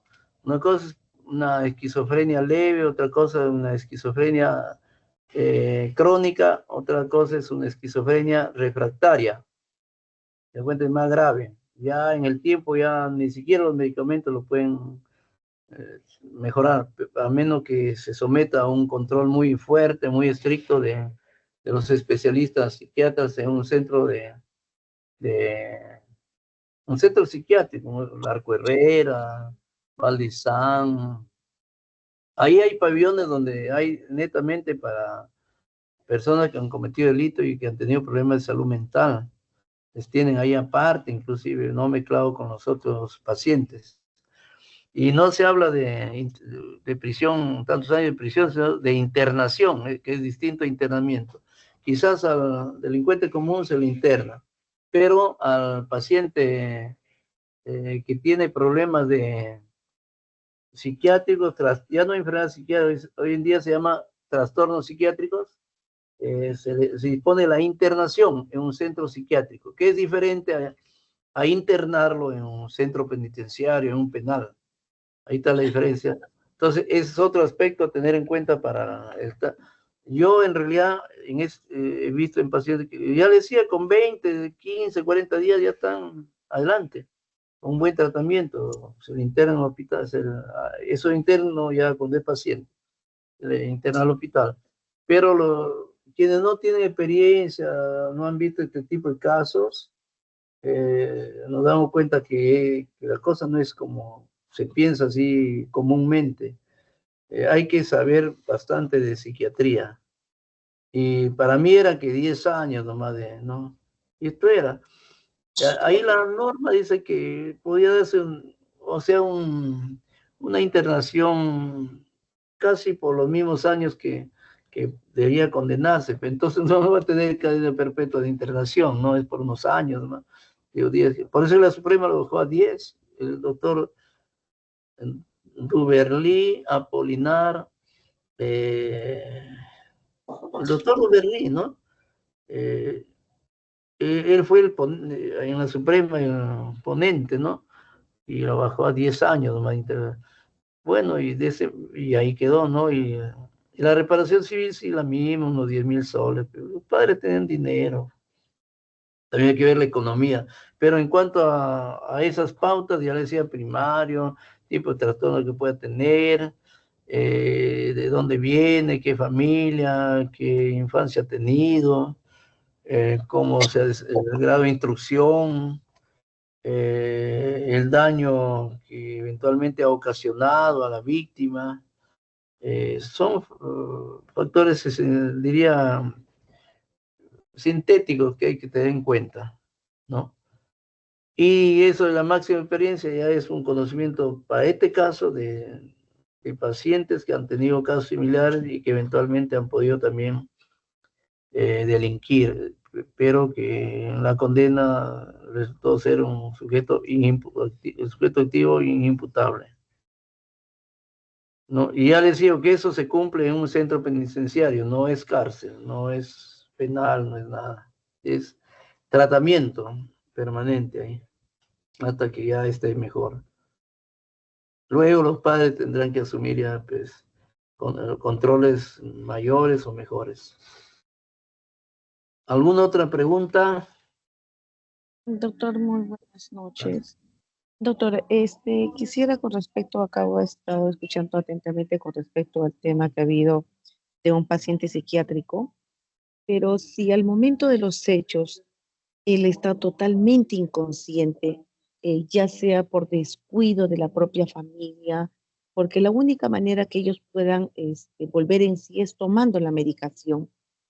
Pero no es un tema también de responsabilidad de la familia, porque cuando dejan la medicación, ellos van a empezar a, como toda persona, o sea, como todo varón, un tema de necesidad, pero al momento de ejecutar, por ejemplo, el tema de repente de violación, el tema de repente de tocamientos indebidos, ellos no están conscientes.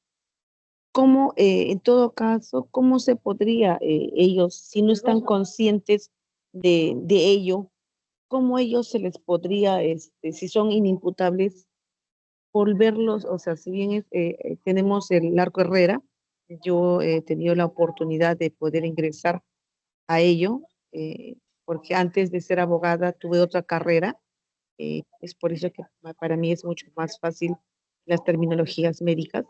Se ve ahí claramente, pero también dentro de ello, eh, dentro de un hospital, eh, pasan muchas cosas. La pregunta sería, con los 10 años que le dan, mm, se va a volver a, y se va a volver, y si vuelve a pasar nuevamente, ¿qué podría pasar con ese paciente?